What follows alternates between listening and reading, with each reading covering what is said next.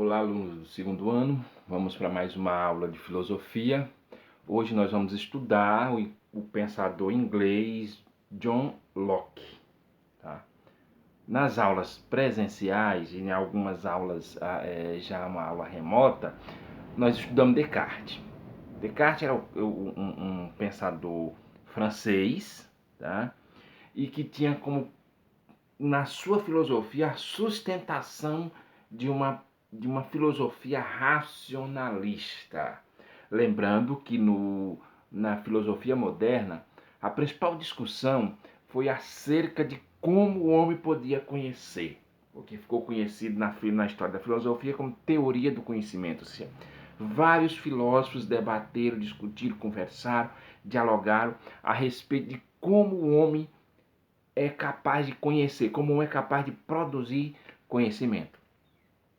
E as duas grandes correntes filosóficas desse período, elas eram duas correntes filosóficas antagônicas, tá? Nós tivemos aí o racionalismo tendo como seu principal representante Descartes, né? Como nós lembramos, Descartes defendia que as ideias eram inatas. Nós só íamos lembrando ao longo da nossa história de vida. Ou seja, nós já nascíamos com as ideias. E ele, no seu discurso do método, ele vai negando tudo que o sentido pode nos oferecer. Porque o sentido, voltando lá em Platão, o sentido pode nos enganar. Então nós temos que partir para o mundo onde dê importância apenas à racionalidade humana.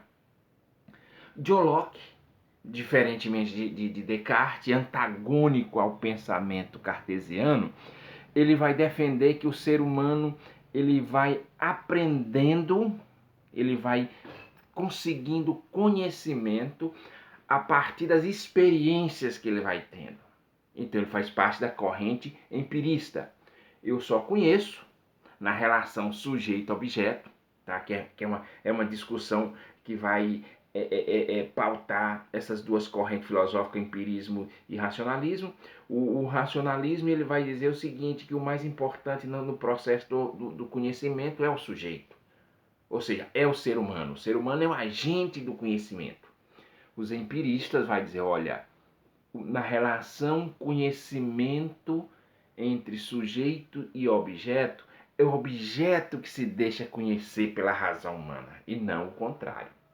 Então, John Locke, o que John Locke vai defender? John Locke vai defender a famosa frase mais conhecida de John Locke, é que o ser humano é uma tábua rasa.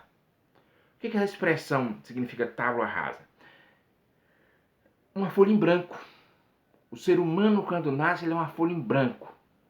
E a partir do nascimento, a partir das experiências que o ser humano vai tendo, é que ele vai tendo as ideias, tá? Então, quando vocês escutarem a expressão tábua rasa, está ligado diretamente a dizer o seguinte, traduzindo para o nosso linguajar, é como se fosse uma folha em branco. A criança, quando nasce, ela não traz ideias inatas. Ela simplesmente vai com as experiências, olha aí o empirismo, com as experiências que ela vai tendo, é que ela vai aprendendo. Tá? E como é que as ideias chegam até a gente? Já que elas não são inatas, elas vão chegar de alguma forma. Para a gente ter ideias, ela vai chegar a gente de alguma forma.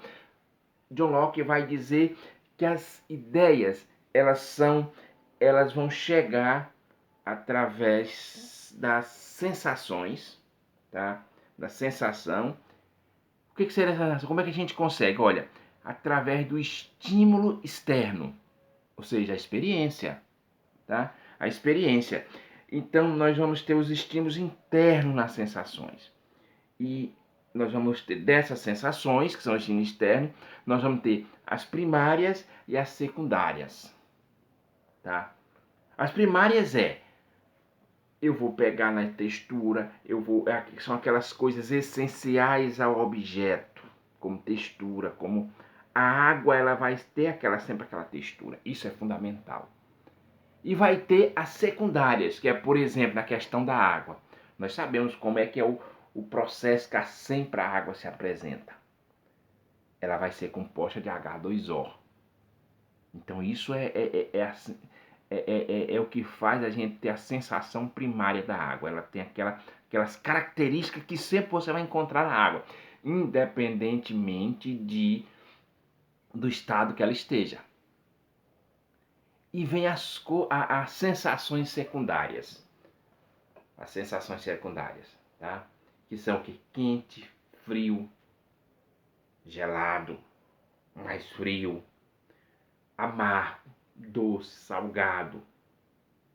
Então, essas características nos objetos que elas mudam, tá? Que elas vão mudando, elas vão alterando, que não é as características essenciais para a existência do objeto. A água não deixa de existir por ela estar quente. Então, a temperatura da água não é algo essencial, porque independentemente da temperatura que ela esteja, ela não deixa de ser água. Então, essas são sensações secundárias na visão de John Locke. E são essas sensações, tanto faz ser elas secundárias quanto primárias, é que faz com que o ser humano tenha ideias. E não como defendeu Descartes, que as ideias eram inatas. Tá?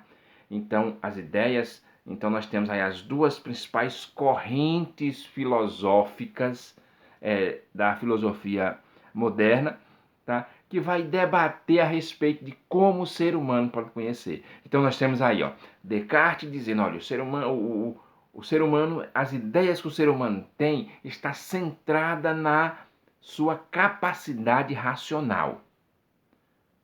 John Locke vai dizer, as ideias, o ser humano é uma tábua rasa, e as ideias que o ser humano tem vai surgir a partir das experiências que ele vai tendo com o mundo externo. Tá? Diferentemente de Descartes. Tá ok, gente? Ó, escute esse vídeo, leia a página 126 e faça um pequeno relatório do entendimento da filosofia de John Locke, tá? Então, ok, bom estudo, faça as atividades, tá? E espero que em breve a gente esteja com as aulas presenciais, né? Que a gente já está com saudade já dos nossos debates, que aqui é um tempo limitado, né? Até porque vocês têm muitas atividades, então a gente não pode tá trabalhando da forma como a gente queria, mas a gente vai tentando amenizar aqui o prejuízo, tá? Amenizar o prejuízo aí nos estudos de vocês, tá ok?